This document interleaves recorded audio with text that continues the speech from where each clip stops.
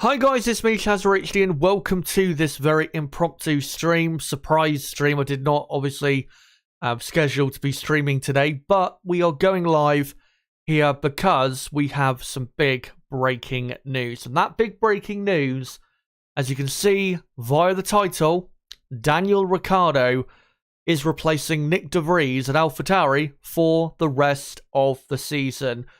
This was something that was being progressively rumoured more and more in the last 3-4 weeks, but I'll be honest, I didn't think it was going to happen this soon.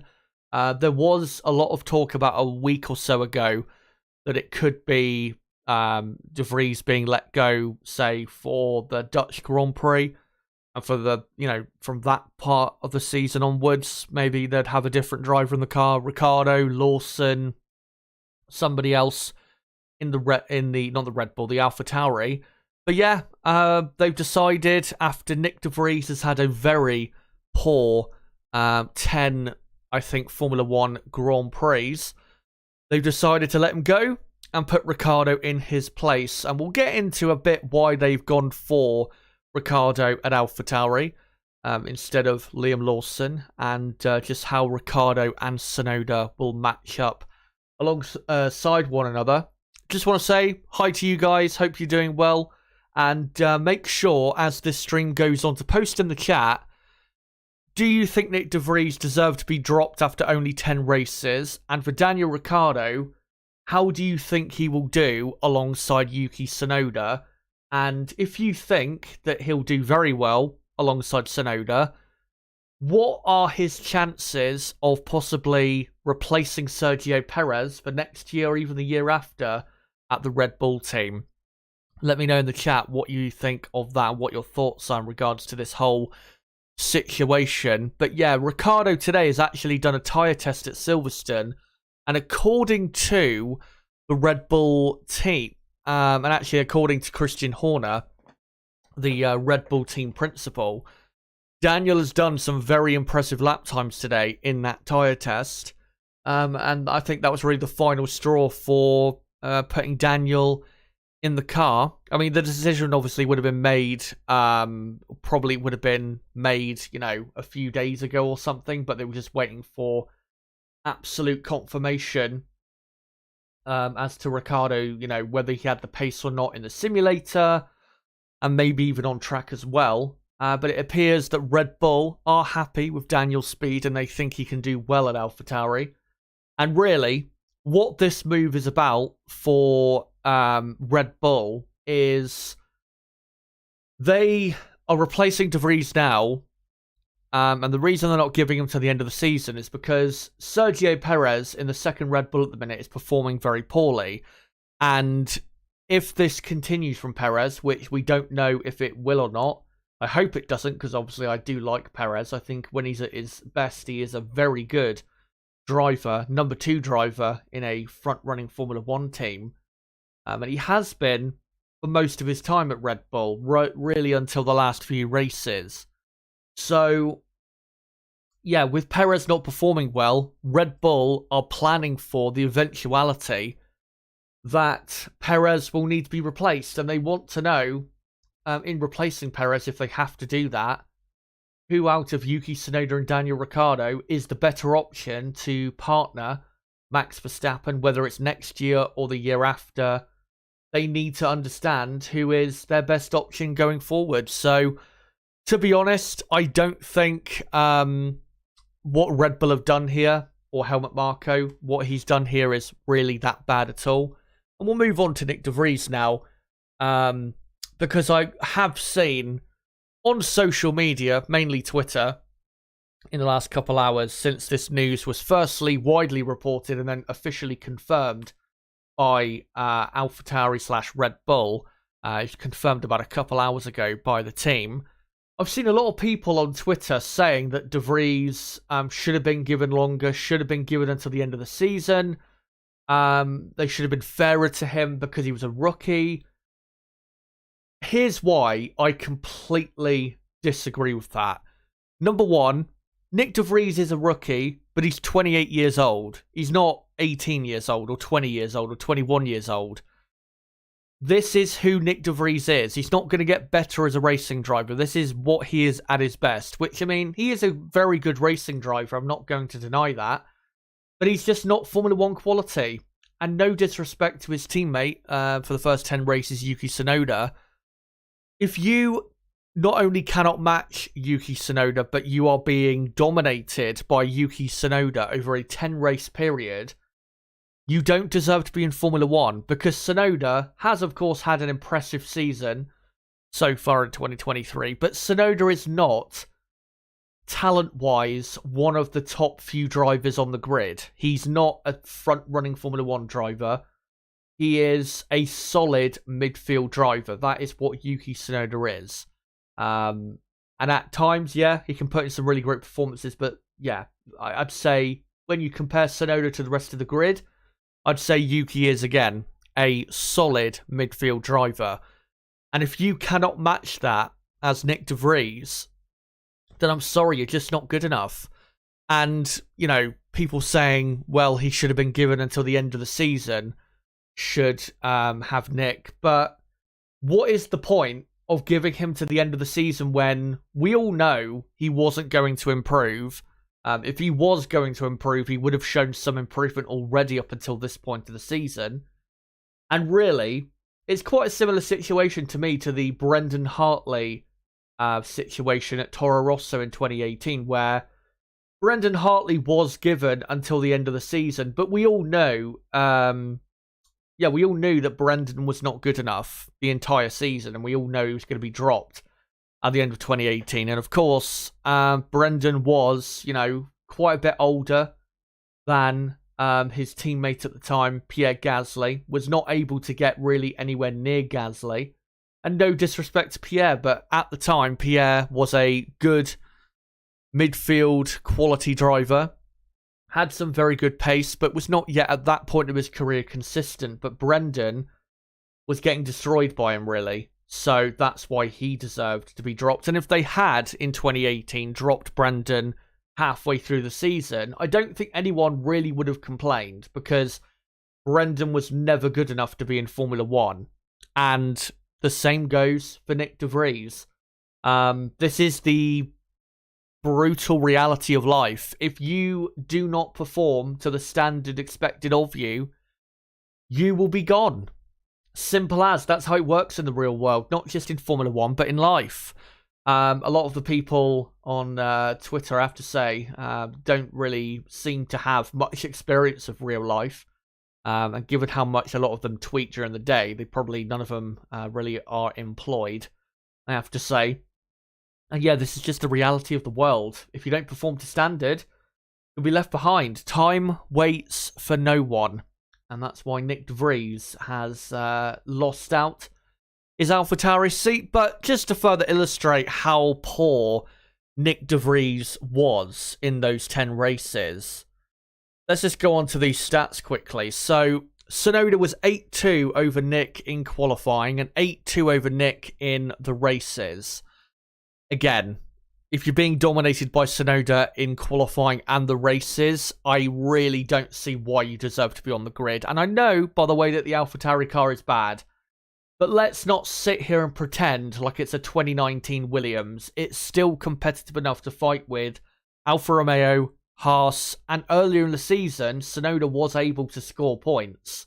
So, again, let's not pretend like it is by far the worst car on the grid, because it's really not. It's definitely not a good car, and it is tricky to drive. There's no doubt about that, but I don't want, I don't want to hear this whole, oh, the car is so bad. It's not that bad. Let's not overrate how bad this AlphaTauri is.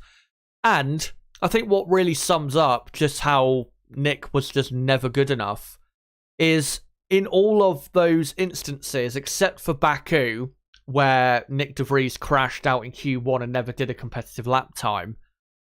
In the 7 other times that Tsunoda out-qualified De Vries, Nyck was, on average, 3.5 tenths of a second slower than Yuki Tsunoda in qualifying. So not only was he slower, he was comfortably slower. 3.5 tenths per lap is quite a dominant gap to have over your teammate. And really, De Vries should have been at least a quarter of a second closer on average per lap to Tsunoda if he was going to have a chance of keeping that seat until the end of the season. But like I said, I think they've made absolutely the right decision. Nyck De Vries is not good enough to be in Formula One. If you, and this is not just, this doesn't just go for De Vries, but if you are struggling to match and really are being dominated by drivers who are midfield quality, you know, Tsunoda against De Vries. This goes also for Zhou Guanyu against Valtteri Bottas. That's why I think Zhou really isn't good enough for Formula One. And I think Alfa Romeo, or as they become next year, Sauber, will probably be, or should be, looking to replace him with a better driver because, you know, Valtteri is of midfield quality and also Valtteri is past his prime. You can maybe say it for Logan Sargent as well, that Logan, you know, is being dominated by Albon, who is a midfield quality driver and is also way too far off on lap time. With Logan, though, he's a lot younger and he is still a rookie.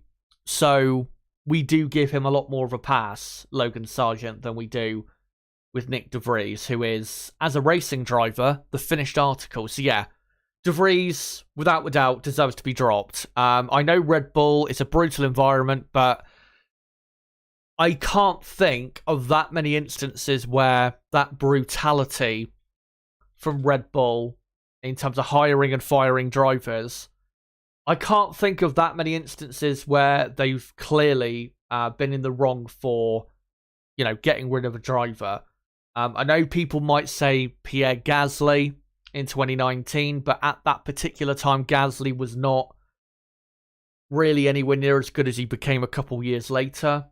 Alex Albon obviously was dropped for Sergio Perez. I still think that was the right decision because Perez, really up until these last few races where he's been very slow, Perez was a lot closer to Max Verstappen and was getting the results that, you know, that Red Bull, compared to where Verstappen was a lot of the time, that Red Bull were expecting of him. Of course, Perez has benefited from better Red Bull cars, but again, still looking at this point, I don't think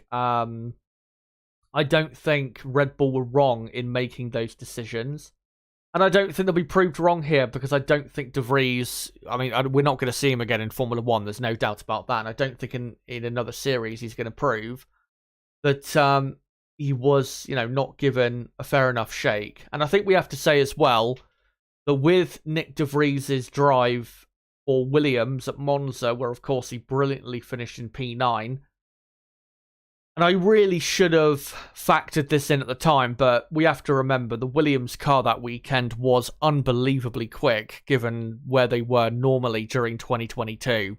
So I think De Vries benefited quite a lot from that. But yeah, fair enough decision. And of course, now Daniel Ricciardo replaces him. There is also, guys, a poll running in the live chat that I want you guys to try and answer if you can. And what I've asked is, what would be success for Daniel Ricciardo for the rest of 2023 at AlphaTauri? And the options are out-qualifying Tsunoda, out-racing Tsunoda, or 3 to 4 points finishes in 2023. So out of those three options, what would be a true success for Daniel Ricciardo? Because we've got, I think, 12 races now to go in 2023. So yeah, let me know in the chat and also in that poll what would be a success for Daniel Ricciardo. I think for me it would be out qualifying Tsunoda, because looking at like when Ricciardo was at McLaren, that was his biggest issue because his race performances were a bit better than what we saw normally compared to Lando Norris in qualifying, but really his serious lack of pace on a Saturday and him qualifying a lot lower down on the grid in a car that was a lot better than the positions he was putting it in was the real issue.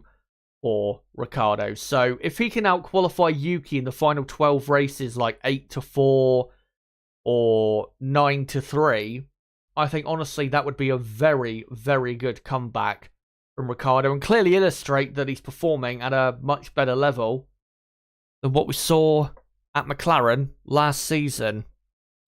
But I think now we'll get into your comments, guys, in the chat. As Niblo, good to see you, mate, says Chaz, your poll is incomplete there. There is no option D, which is all of the above. I would be surprised if he did all of the above, to be honest. Because, I mean, again, we still have to remember the AlphaTauri car is quite slow. And just to prove, as of late, where AlphaTauri are, let's just get into what the race pace was like at Silverstone, which, of course, I showed on stream last night in my British Grand Prix weekend review. And obviously, this is between lap 2 and 17. Pretty much everyone was on the same compound, or similar compound, and also the same tyre life. So that's why this is the best part of the Silverstone Grand Prix, to see what the race pace was like for all the teams. And as you can see, AlphaTauri's race pace was a bit better than their quali speed. In qualifying, they were the slowest team. But they are still miles away from the teams that are, fighting to score a point. They were, half a second per lap slower than Williams and 0.6 of a second slower than Alpine and barely quicker than Alfa Romeo. So, it is tough times for the AlphaTauri team. Of course, though, Ricciardo, if he can come in and is, let's say for the rest of the season, he is consistently quicker than Tsunoda by a tenth or two, then AlphaTauri's potential in terms of what results they could get with how quick their car is at whatever track in the remaining 12 races, their potential will increase quite a bit. So we might see, if there is any more potential in that car to be unlocked, we might see a bit more of that unlocked in the final 12 races. But I am going to be cautious with Ricciardo because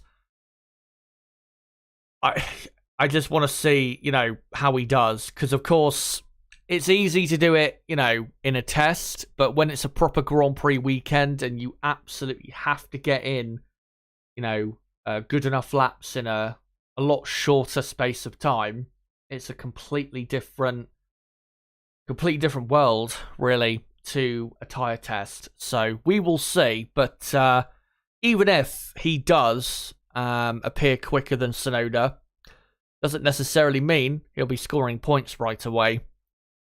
But let's read what you guys have to say in the chat about this. Just to say as well, this stream is not going to be super long. This is just me covering the breaking news. Today I was planning to just relax all day, so yeah, I'm not going to be streaming for too long today. Manj Sure says, not a good move, not at all. Matrix says, Sue, Return of the King. Harishi says it was about damn time, I think is what they were trying to say. Silverback says, not shocked Danny is back. Crystal Racing says, Ricciardo has to beat Tsunoda to have a future. Tsunoda has to do the same likewise. Going to be a huge second half for both drivers. It is.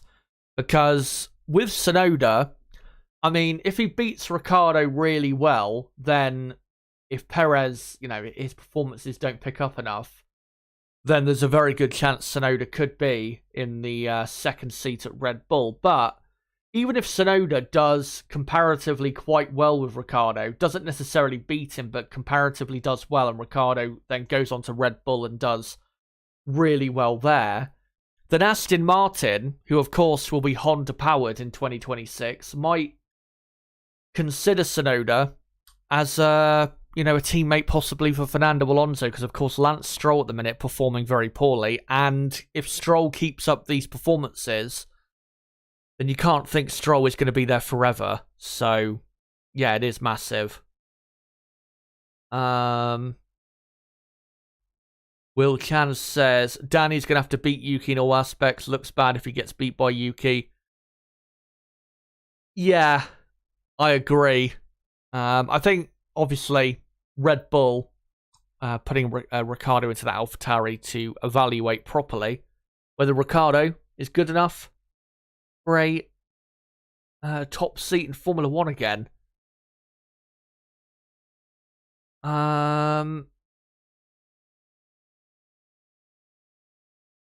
Mancher says Ricciardo will embarrass himself right out of F1. Hope not. I can't imagine Ricciardo will be any worse than De Vries.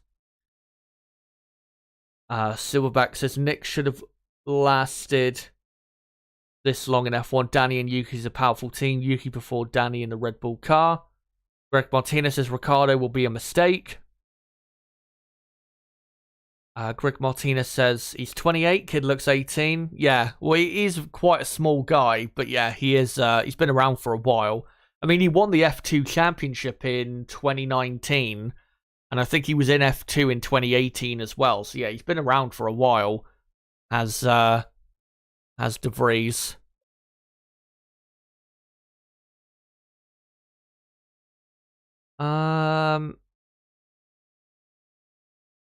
Jazztastic says, what about Stroll though? Come on. Ultimate Thor says, this is great PR for Red Bull for Daniel Ricciardo joining F1 again. True. Pranks as Lance or his sister. Let's not get back into that stuff. Ultimate Thor says Ricciardo will beat Yuki for sure. Josiah says apparently Ricciardo was faster in the test than Perez during the race. Yeah, that's what we're hearing from certain sources. But again, it's a tyre test. So let's see in an actual Grand Prix weekend how he does.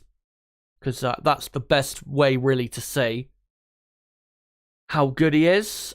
Silverback says, joke's on you, only races because China pays a lot of money to have him on the field. This is obviously talking about Zhou Guanyu. Plus, they wanted a Chinese driver for the Chinese Grand Prix. To be honest, given that Audi will be, progressively buying up more of the team, then of course in 2026 they'll be officially taking over fully.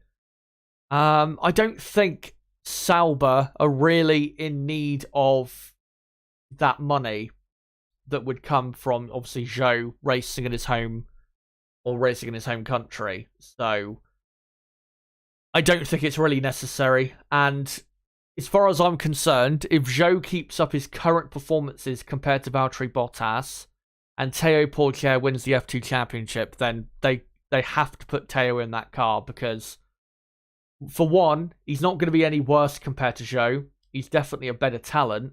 And in regards to 2026, they need to evaluate, their options for their driver lineup. Of course, Audi will preferably want a German driver, at least one German driver in their car, but they need to evaluate as many options as they can for 2026. And Teo Pourchaire is definitely a better talent than Zhou is. Ultimate Thor says Zhou will be gone before 2025. Audi doesn't want him or Bottas. I do believe that. Definitely. I think Bottas and Zhou, I'd be very surprised if they were still there, or if any of them were still there in 2026. It would be quite shocking. Josiah says Zhou is a quality driver. Stop this slander. Well, let me know, why do you think he's a quality driver? Because I'd be very interested to know why. I mean, put it this way. I think Zhou is better than Sargent and De Vries. I'm not saying he's the worst driver on the grid. And I would say he's probably performed a tad better than Lance Stroll this year. But, yeah, from what I've seen of him so far in his Formula 1 career, I don't think he's really good enough for Formula 1. I don't think he's Formula 1 quality.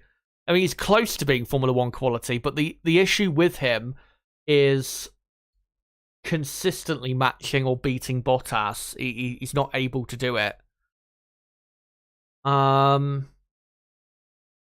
Greg Martinez says Zhou better driver than Stroll and Yuki. I definitely don't think he's better than Tsunoda. Tsunoda's definitely the better driver there.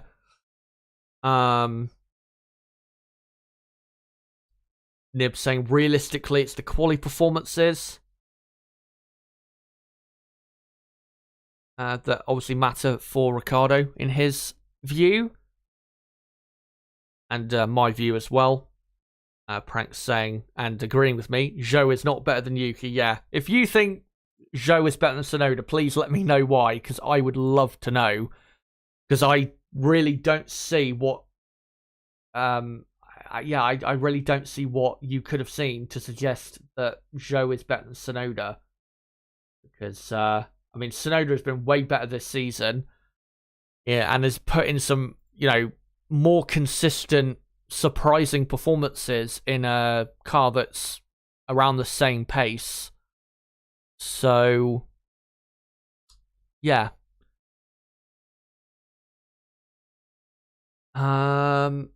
Extreme Gaming says Danny Rick deserves another shot. AlphaTauri is the worst car on the grid, but I expect him to at least match Tsunoda on pace, if not beat him on occasions. Ultimate Thor says Teo will be in F1 in 2024. Zhou is only in F1 for his huge sponsor money. Rory Keegan says Zhou performed better than Stroll so far. Your petticoat is showing. I'll be honest, I have no idea what a petticoat is. I mean, if you compare the two drivers, obviously, Stroll has been in a much better car this season, but Stroll, not only has he been slower than Alonso, he's not even been close to Alonso for a lot of this season, when Zhou has been a lot closer to Bottas, who, at least when it comes to qualifying, is I'd probably say a quicker driver than Fernando is. We know Fernando, qualifying is not his strongest thing, but even in qualifying, Lance at times has not been able to get anywhere near close to Fernando. And I think Lance has been, I think really what do you call it? The reason I say that I think Zhou, you could argue, has been better than Stroll this season is Zhou has been performing a lot closer to the potential of the car, when Lance, has there been a race this season where he has performed to the potential of the car? Maybe there has been like one or two at most, but that'd be very generous, to be honest, to say that. But yeah, again, it's close. I'm not saying Zhou has definitely been better than Stroll this year, but both, I would say, have been pretty mediocre. And for Lance, given how good his car has been, pretty poor. Extreme Gaming says Zhou deserves more time because he is still young and he can improve. He's had a year and a half, though. And this is his second F1 season. And he is, 24 years old. I think that's old enough now, to be honest.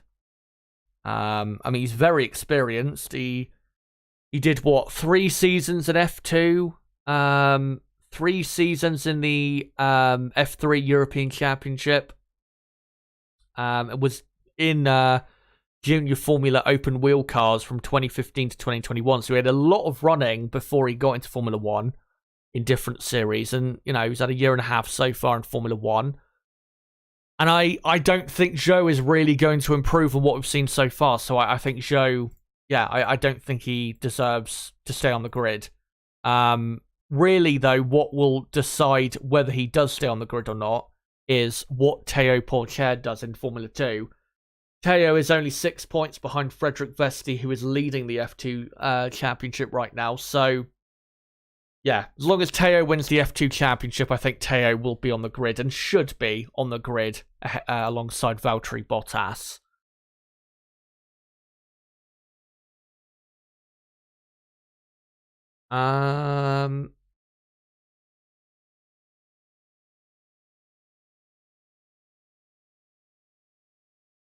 Rory Keegan, petticoat, that it's what girls wear under their dresses. Yeah, not gonna lie, that's a real yikes comment from you. I'm really not sure about that one. Gotta say, Stroll is very quick in the wet, you go on to say, and then he's in a team with probably the best all-around driver on the grid. At the minute, I would disagree. I think Max is probably the best all-around on the grid. Fernando is definitely one of the best out there. I'm not denying that, but again, really, the best way to determine how well you're doing in Formula 1 in a particular season is how you're doing compared to your teammate. And of course, we never expected, and I definitely never expected Lance to be on the same pace as Fernando Alonso. But there's been so many races this year where not only has he not been on the same pace, he's been so far away from him. For example, in Monaco, Fernando finished in P2. Lance Stroll was way outside of the points and I think hit the barriers a couple times, hit some cars. Miami as well. Lance, even though he got a bit unlucky with Aston Martin's tyre strategy in qualifying, he had a very poor race pace when Fernando ended up finishing in third. What he did at Silverstone a couple of days ago was really poor. Punting Gasly off the track. The way he did was just, really poor driving. I can't think of the last Grand Prix weekend where Lance was consistently doing a performance that I felt was respectable. You probably have to go back to, I don't know, Saudi Arabia maybe? Or maybe even the first race in Bahrain. But even back then, he wasn't 100% fit because of his, broken wrist he had. So, yeah, Lance has been very poor this season. Rory Keegan, how many points does Stroll have? There you go. It's actually scrolling along the bottom of the screen. Good timing. 44 points. But when you compare that to Alonso has... let me just look. Alonso has 137, so he's almost 100 points behind his teammate after 10 races. Again, considering the level of the car, where it's been for this season, that's nowhere near good enough. Lance really should be mixing it with Sainz and Russell in the championship, given how good Aston Martin have been over the first 10 races. I know, of course, in the last couple races, their pace has dropped off, but, up until, say, the Spanish Grand Prix, a lot of the time, Aston Martin had the second best car, but a lot of the time, Lance was just nowhere near the pace.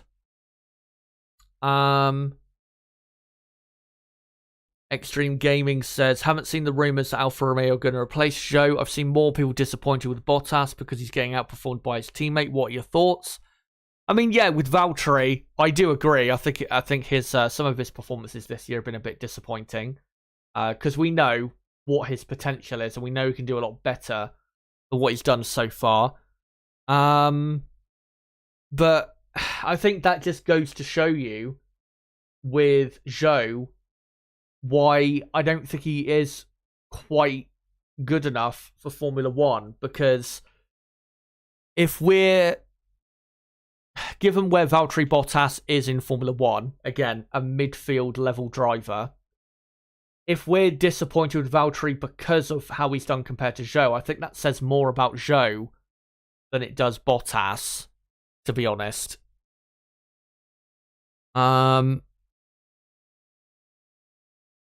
Rory Keegan says, you're undervaluing how good Alonso is. Put him in the Red Bull and see. Maybe I am, but I'm sorry. There's just no excuse for Lance Stroll to be as far off his teammate as he's been this season. Alonso is a great driver. I'm not, trying to pretend otherwise. So far this season, I'd say Fernando has probably been the second best driver on the grid. But given how good that car has been, you cannot tell me that 44 points out of 10 races this season is acceptable for Lance Stroll given his quality. Because it's not.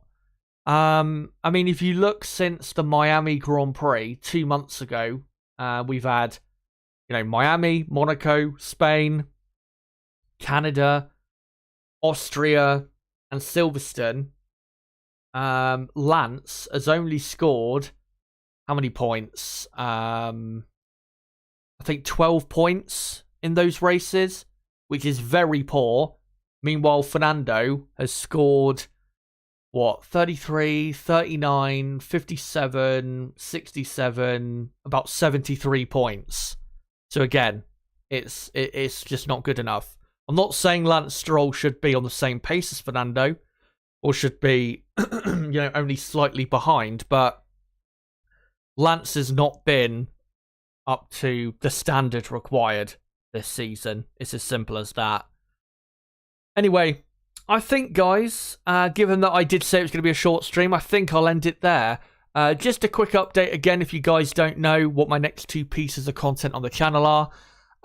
Next piece of content in 9 days' time, next Thursday, on the 20th of July, I will be live at 8 PM UK time for the weekend preview of the 2023 Hungarian Grand Prix.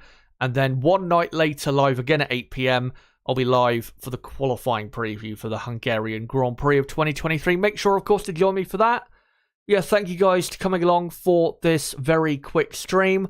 Let me just finish up the poll in the chat to see what you guys thought of what I asked. So I asked you guys what would be success for Daniel Ricciardo for the rest of 2023 at AlphaTauri. And you guys voted for 3 to 4 points finishes in 2023. You think that would be the best barometer for how well Ricciardo is doing, and what would be the best success for Ricciardo in the AlphaTauri. Second was out racing Tsunoda, and third was out qualifying Tsunoda. I still think out qualifying Tsunoda would be the best option for what would be a real good success for Ricciardo in the AlphaTauri, because I don't think 3 to 4 points finishes really is going to be that possible for AlphaTauri. But of course, we will see in the final 12 races how Ricciardo will do. But guys, thank you very much for coming along to tonight's quick stream. If you're new to the channel, don't forget to subscribe for more content like this. Make sure to smash the like button for before you go. We're just under 30 likes. Let's try and get it over 30 likes if we can. And make sure, if you want to keep up to date with content on the channel, to follow me on Twitter at ChazHD5. And also you can join my Discord server, link below in the description, if you want to keep up with the content on this channel. But guys, until next Thursday, my weekend preview for the 2023 Hungarian Grand Prix, where we will see the return of a previous winner of the Hungarian Grand Prix 9 years ago, Daniel Ricciardo. Until then, guys, it has been me, ChazHD. Goodbye.